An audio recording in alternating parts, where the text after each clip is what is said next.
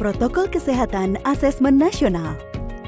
Asesmen nasional dirancang dalam rangka memantau dan mengevaluasi sistem pendidikan jenjang dasar dan menengah untuk mendapatkan potret komprehensif guna melakukan evaluasi dan perencanaan perbaikan mutu pendidikan. Ada dua hal yang wajib dilaksanakan oleh sekolah penyelenggara asesmen nasional untuk memastikan protokol kesehatan diterapkan pada saat persiapan lokasi pelaksanaan asesmen nasional dan penerapan protokol kesehatan oleh seluruh pihak yang terlibat pada hari pelaksanaan asesmen nasional. Pada masa pandemi, panitia dan pihak satuan pendidikan perlu memastikan kesiapan lokasi penyelenggaraan asesmen nasional sudah sesuai dengan protokol kesehatan untuk mencegah meluasnya penyebaran COVID-19. Beberapa hal yang wajib dilakukan satuan pendidikan dalam persiapan lokasi, antara lain menyediakan sarana cuci tangan menggunakan air dan sabun atau pencuci tangan berbasis alkohol di depan gerbang sekolah dan berbagai lokasi strategis di sekolah sesuai dengan jumlah yang dibutuhkan. Membersihkan lingkungan satuan pendidikan dan ruang pelaksanaan asesmen nasional dengan cairan disinfektan, khususnya handle pintu, saklar lampu, meja dan kursi, komputer, keyboard, dan fasilitas lainnya yang sering terpegang oleh tangan.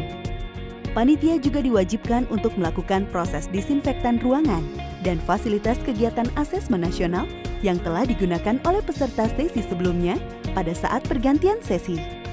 Menyediakan alat pengukur tubuh termogan dan seorang petugas untuk mengukur suhu tubuh di gerbang sekolah dan memastikan semua orang yang datang ke lokasi asesmen nasional memakai masker.